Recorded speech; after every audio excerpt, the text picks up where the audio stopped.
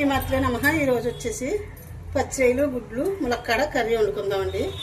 ఇవ్వండి గుడ్లు 2 గుడ్లు వేసుకుని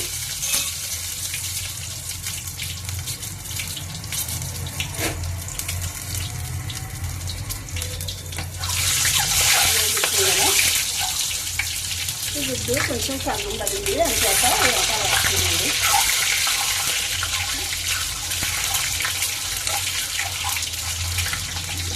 తీసుకున్నాము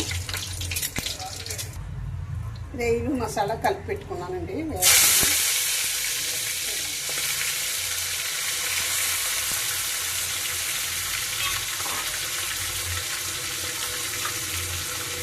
ఇది వేగిన తర్వాత మనం ములక్కాడని అన్నీ వేసుకుందామండి. వేగిపోయి నీరులో వస్తుంది కదా, నీరంతా లాగేయాలండి.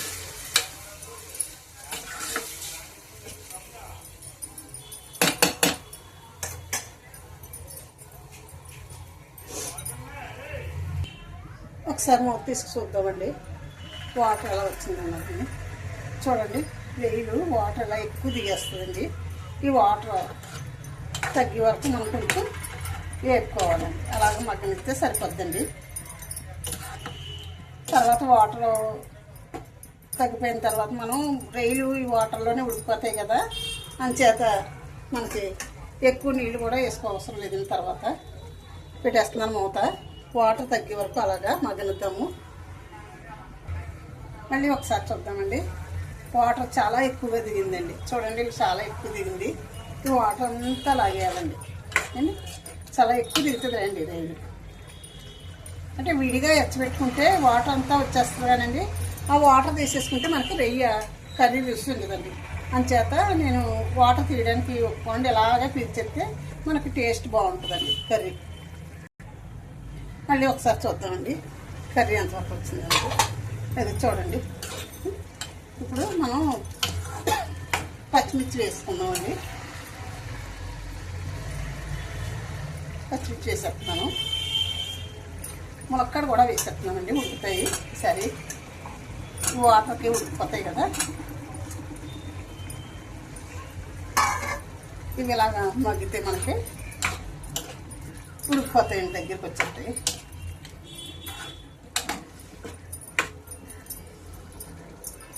మూత పెట్టుకున్నామండి. మళ్ళీ ఒక 10 నిమిషాలు మూత పెట్టుకుంటే మనకి బాగుంటుందండి. కొంచెం గరం మసాలా పౌడర్ కూడా వేసుకున్నామండి, పడుతుంది. గరం మసాలా పౌడర్ వేసాను. కొంచెం అల్లం వెల్లుల్లి పేస్ట్ కూడా వేసుకున్నాము. అంటే ముందు వేయనండి నేను. ముందు వేస్తే మనకి అడుగు పట్టేస్తుందండి. అంచేత వెనకలే వేస్తానండి. ఇదిగోండి అల్లం వెల్లుల్లి పేస్ట్ కూడా 1 స్పూన్ వేసానండి. ఇలా చేసి పెట్టుకుంటానండి అల్లం వెల్లుల్లిని. మూత పెడదామండి. చూద్దామండి మూత తీసి. అదిగండి ఆయిల్ బయటకు వస్తుంది. ఆయిల్ బయటకు వచ్చేలాగా మనకి వేగుతున్నాయి. ఇదిగోండి ఆయిల్ ఇలాగా వేగినప్పుడు మనం ఏం చేయాలంటే కొంచెం కారం ఉప్పు అన్నీ వేసుకోవాలండి. అంటే ముందు ఉప్పు వేసేస్తే వాటర్ దిగేస్తుందని ఉప్పు తర్వాత వేద్దామని ముందు ఉప్పు వేయలేదండి. ఇప్పుడు ఉప్పు వేస్తున్నాను చూడండి. కారం కూడా వేస్తున్నాను. రొయ్యలు కూర తీయగా ఉంటుందండి, అందుకని కొంచెం కారం ఎక్కువ వేస్తున్నాను. 2 స్పూన్లు వేస్తున్నాను. 2 స్పూన్ల కారం వేస్తున్నాను. కొంచెం పసుపు కూడా వేస్తున్నానండి. చూడండి ఒకసారి మనం అలాగే మూత పెట్టుకుంటే మగ్గుతుంది కదా. కొంచెం మగ్గిన తర్వాత కలుపుకుందామండి. ఇప్పుడు ఒకసారి మూత తీసుకుందాము. చూడండి కలుపుకుందాము. అడుగు పట్టినట్టు రెడీగా ఉంది. అడుగు పట్టుకుందాము. కలిపేసుకుంటే అన్నీ కలిసిపోతాయండి. కలిసిపోయాయి కదా. ఇప్పుడు వాటర్ వేసుకుంటే కొంచెం ములక్కాడ ఉడికిపోయిందండి. ఉడికిపోవడం అయితే ఇవ్వండి. కొంచెం పుదీనా కొత్తిమీర కూడా వేసుకుంటున్నాను. కొద్దిగా వాటర్ వేసుకుంటే సరిపోద్దండి. ఎక్కువ వేసేసుకో అవసరం లేదు. ఏంటంటే ముందు వాటర్తో మగ్గిపోయినట్టు అయిపోయి కదా, నెయ్యిలో వాటర్ అంతా దిగేసింది కదండి, అందుచేత మనకి ఇది సరిపోద్దండి. వాటర్ కొంచెం కొద్దిగా వేస్తాను, కొంచెం వేసుకుంటే సరిపోతుంది. ఇప్పుడు మనం ఎగ్స్ కూడా వేసేసుకుందాము.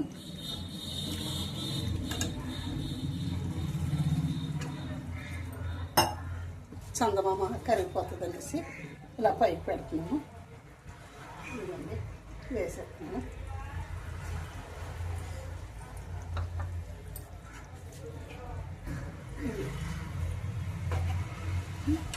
మూత పెట్టుకుంటే మనకి బాగా అవుతుందండి. కారం ఉప్పు పడుతుంది ఎగ్గలకు కూడా. మూత పెట్టుకుందాము. 2 నిమిషాలు మనం మూత పెట్టుకుంటే మనకి కర్రీ రెడీ అయిపోద్దండి. అంటే ఆల్రెడీ మనకి ఉడికిపోయినాయి కదా ముక్కలన్నీ, అందుచేత ఒక 2 నిమిషాలు మూత పెట్టుకుంటే సరిపోతుంది. ఒకసారి మూత తీసుకు చూద్దామండి కర్రీ ఎలా ఉడికిందో. ఉడికిపోతుందండి, ఉడికిపోయింది కూడా. దగ్గరికి వచ్చేసింది కర్రీ అయితే. చాలా బాగుంటుంది కర్రీ. చూద్దాము.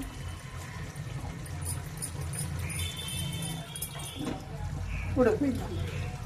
ఈ గ్రేవీ ఉండాలండి మనకి. ఈ గ్రేవీ ఉంటేనే కలుపుకోవడానికి బాగుంటుంది. నిమ్మకాయ వేసి కలుపుకోవచ్చు, మామూలుగా కలుపుకోవచ్చు. సరే అండి, వీడియో ముగిస్తున్నాను, కట్టేస్తానండి. చూడండి. శ్రీమాత్రి నమః, శ్రీమాత్రి నమః, శ్రీమాత్రి నమః.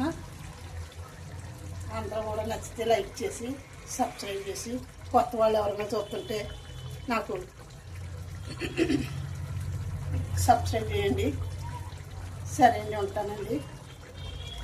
శ్రీమాత్రి నమః, శ్రీమాత్రి నమః, శ్రీమాత్రి.